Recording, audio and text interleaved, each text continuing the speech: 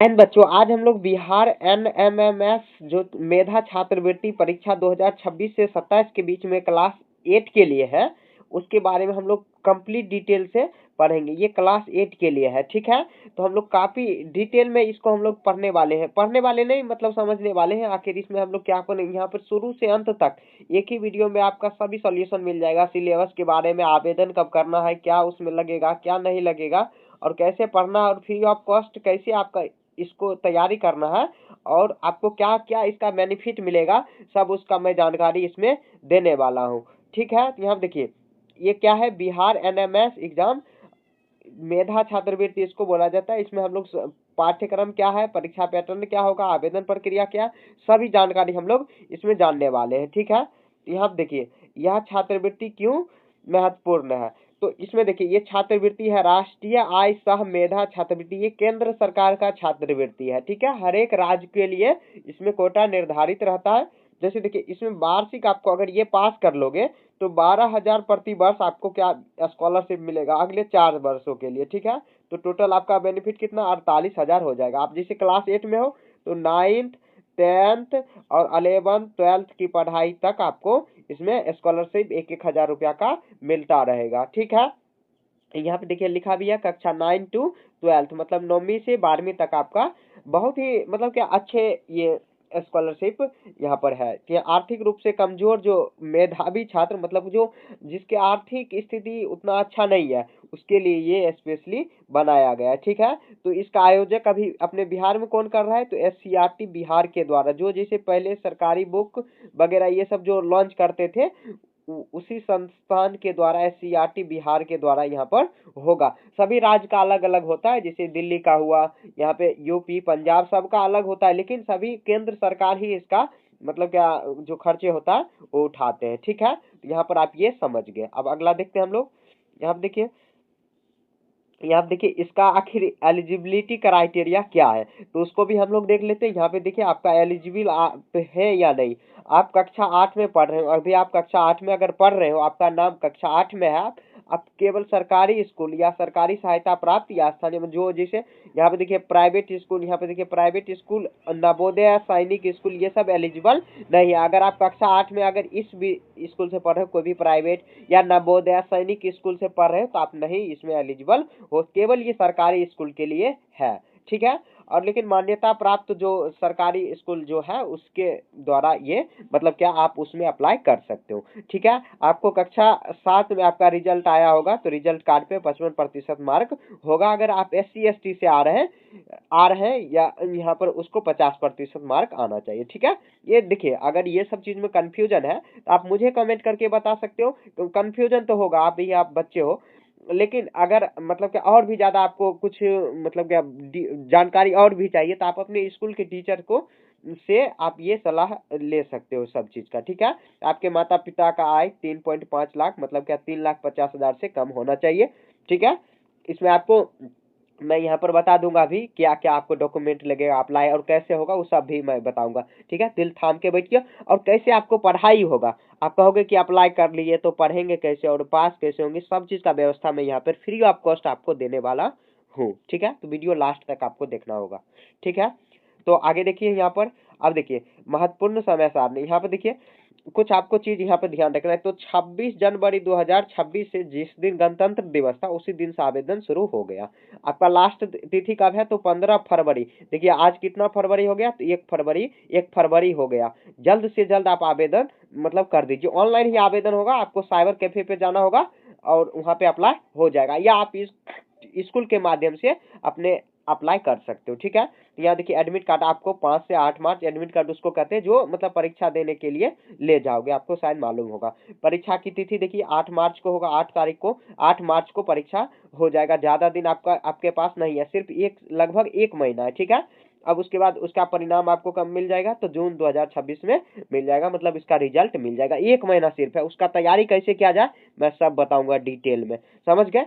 यहाँ देखिए उसके बाद आप आगे देखिए यहाँ पर सॉरी अब आगे देखिए यहाँ पर ये क्या है, तो परीक्षा के स्वरूप और पैटर्न, ये आखिर क्या पैटर्न है, मतलब परीक्षा में क्या क्या आखिर पूछा जाएगा। तो 2 सेक्शन में पूछा जाएगा। एक देखिए सेट होगा, सेट, ठीक है।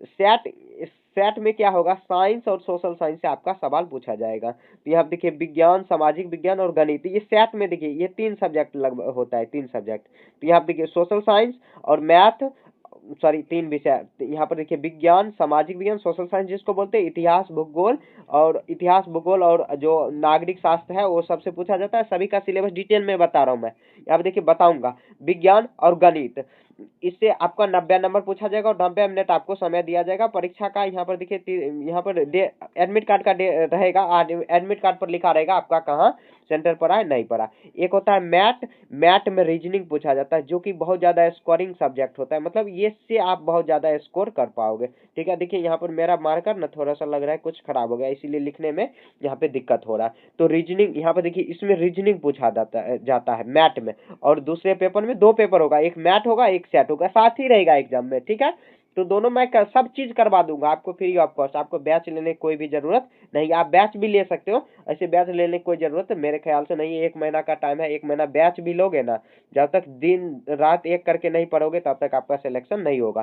ठीक है, इसमें बहुत ज्यादा कंपटीशन होता है और ये जो एग्जाम है ना बहुत अच्छे एग्जाम है। ठीक है, अगर मान लीजिए भगवान न करे कि आप पास भी ना अगर नहीं नहीं हुए ना, तो आपका जो जैसे आप देखिए क्लास 6 से लेके 8 तक का जो पढ़ाई किए हैं अगर भूल गए सब चीज याद आ जाएगा। और नया चीज आपको पढ़ने को क्या मिलेगा, तो रीजनिंग का नाम भी बहुत बच्चे आपके क्लास में नहीं जानता होगा, आपको रीजनिंग पढ़ने को उसमें मिलेगा। और ये आगे चल के कंपटीशन एग्जाम है उसमें आपको काम बहुत ज्यादा आएगा। और देखिए बच्चे जो भी है कि जो किसी को देखिए बुझने भी नहीं आता रीजनिंग आखिर क्या होता है, अगर आप परीक्षा देंगे तो आपको तो बुझने आ रहा है, तो आप यहाँ पर ये उससे आगे निकल जाओगे। परीक्षा में पास करे या नहीं करे उसको छोड़िए ना, आपको बस एग्जाम में अपीयर होना है, उसमें जाना है। ठीक है, तो समझ गए।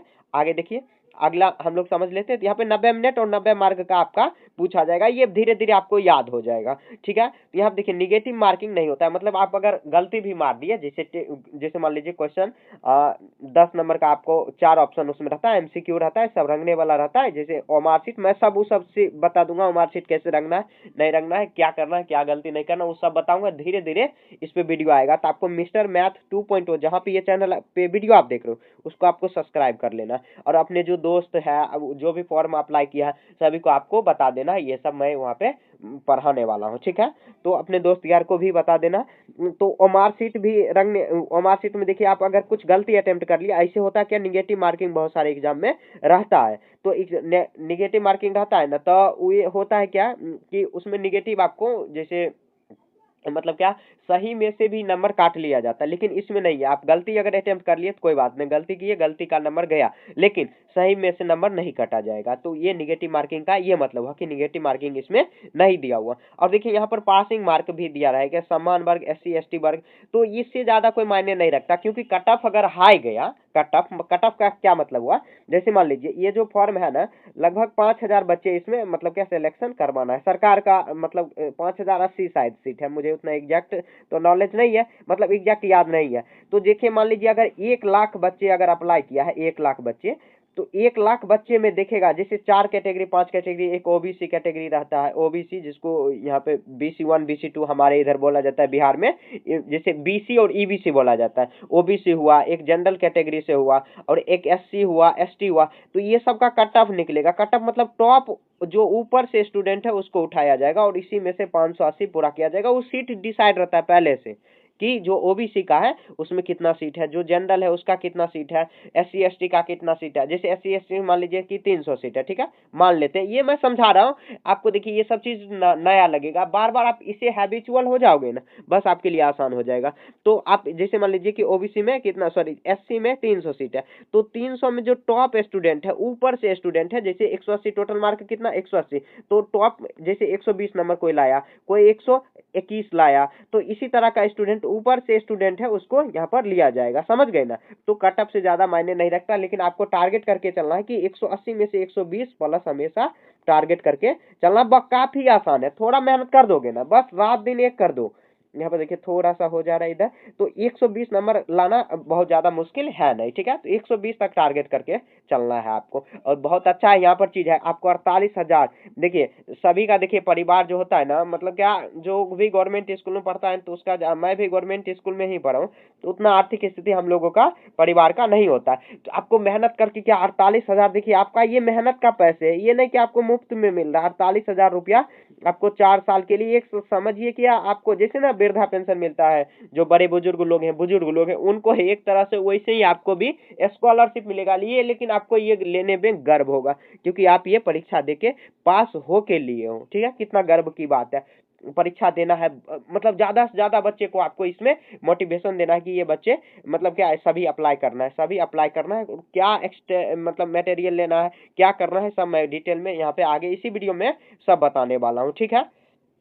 आगे देखिए इसको समझ लेते हैं। यहाँ पे देखिए अब मैथ मैथ जो 90 मार्क का है, ये इसमें आपको जो ना एकदम मेहनत करना है, ये काफी आसान है और आसान भी है, ठीक है। तो यहाँ पे देखिए थोड़ा मैं इसका सिलेबस बता दे रहा हूँ। तो यहाँ पे देखिए अभी तो आपको सिलेबस भी समझ नहीं आएगा, चैप्टर का नाम भी आपको नया नया लगेगा।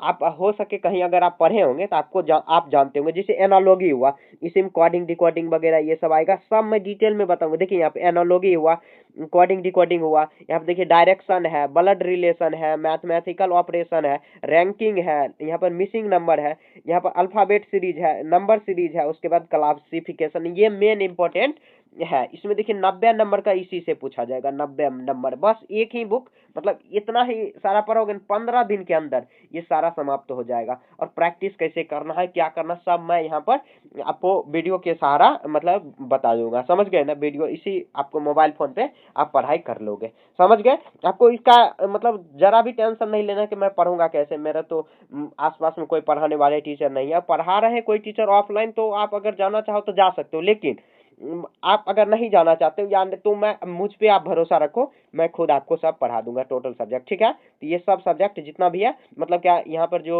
चैप्टर का नाम बताया मैंने, आप चाहो तो इसका स्क्रीनशॉट ले सकते हो। स्क्रीनशॉट बस इतने से काफी, और भी छोटा मोटा है लेकिन वो ज्यादा इंपॉर्टेंट नहीं है।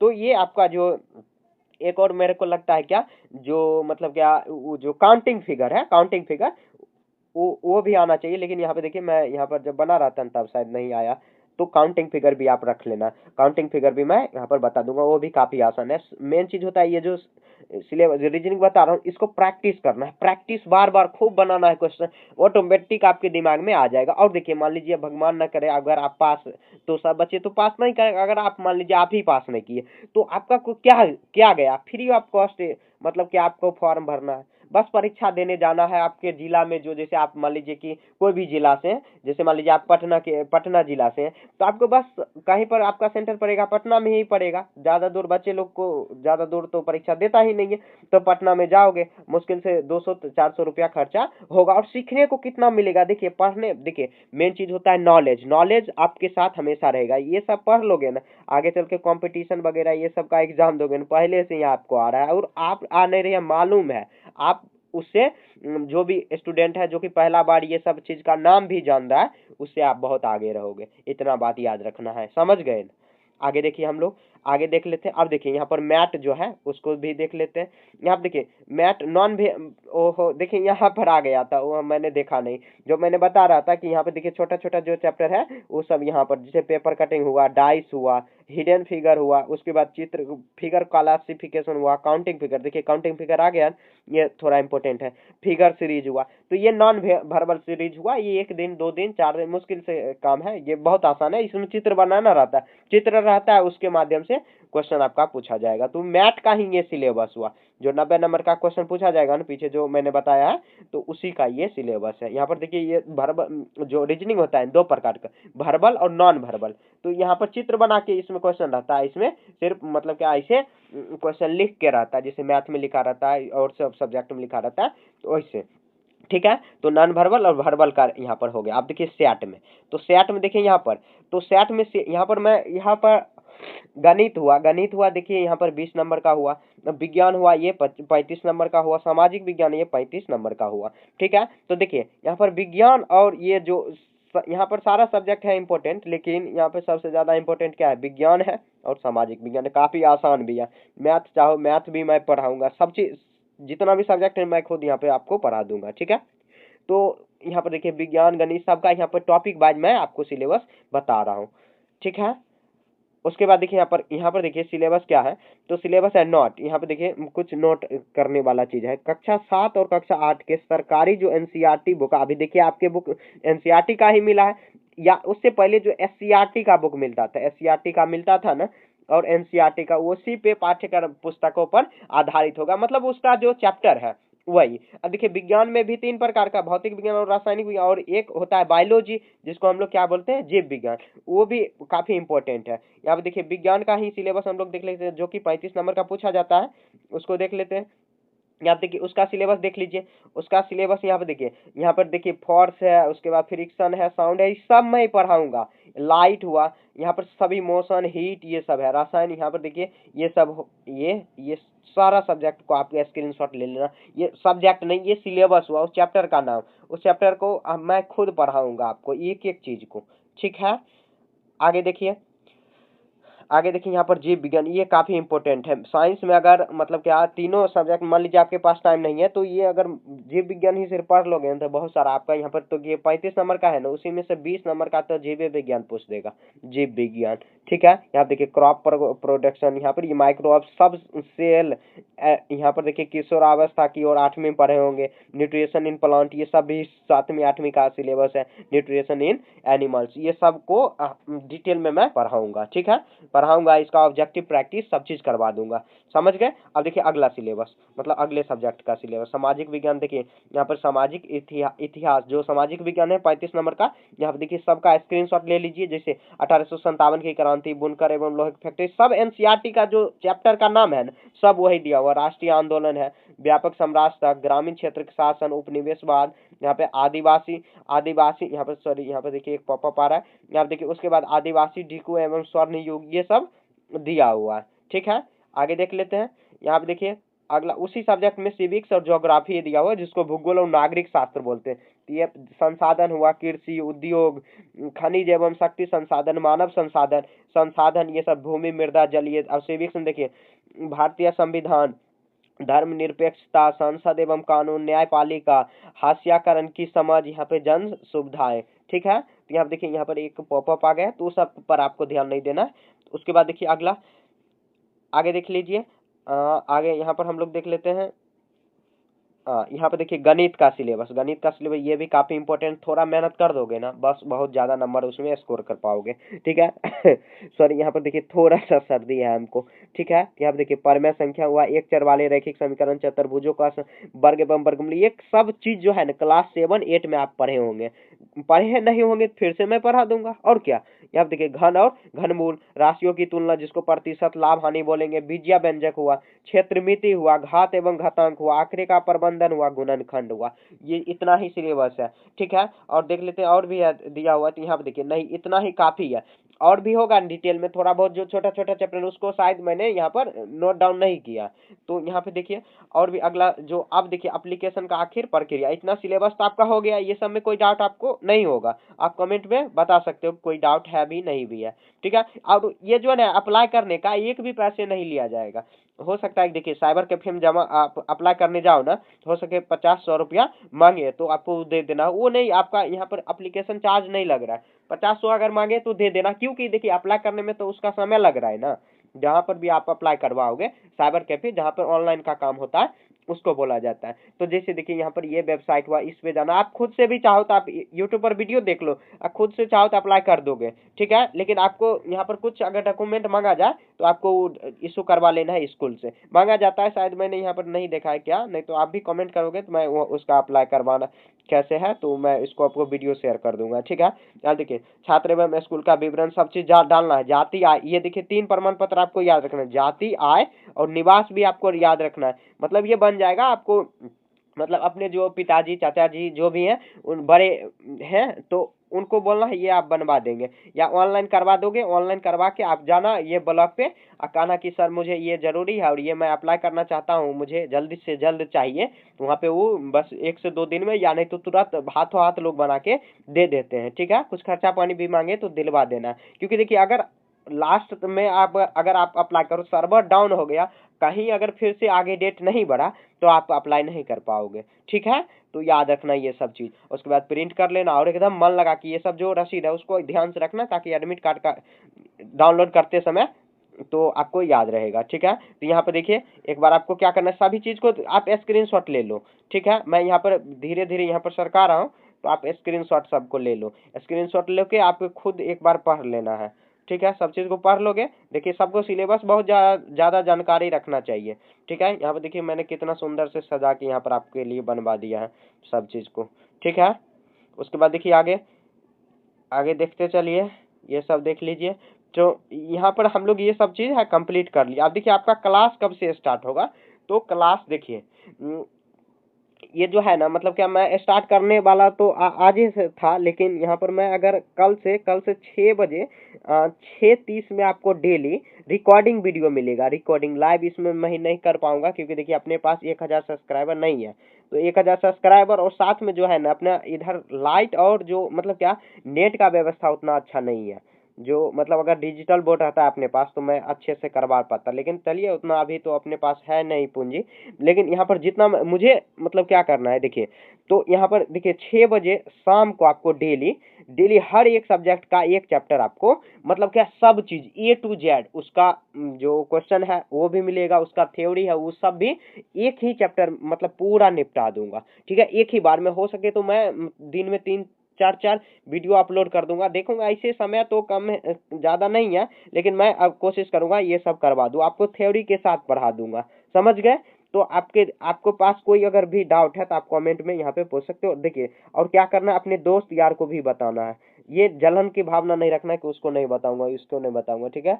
सभी को देखिए जो है ना मदद करने से मतलब क्या ज्ञान बांटने से बहुत ज़्यादा बढ़ती है। तो क्या करना है, कमेंट में आपको कोई भी डाउट है तो पूछ दीजिए और अपने दोस्त है उसको बताइए, और ज़्यादा से ज़्यादा बच्चे को इसमें जोड़िए, मतलब क्या कि अप्लाई करवाइए। आप जहाँ पढ़ना चाहो पढ़ सकते हो, लेकिन सभी बच्चे को अप्लाई करवाइए, बहुत अच्छा योजना है, ठीक है। हम लोग भी जब पढ़ रहे थे ना तो उस समय अप्लाई नहीं कर पाए, क्योंकि हम लोगों को जैसे देखिए हमारे घर में कोई ज़्यादा पढ़े लिखे हैं नहीं, तो उनको मतलब ये सब चीज़ों का नॉलेज नहीं था, लेकिन था उसमें से विद्यार्थी था जो कि अप्लाई किया था। अब मुझे समझ आ रहा है कि ये हम लोग भी, मैंने भी सरकारी स्कूल से, खैर अभी अपने बारे में बताऊंगा कभी, सरकारी स्कूल से मैंने भी पढ़ा था।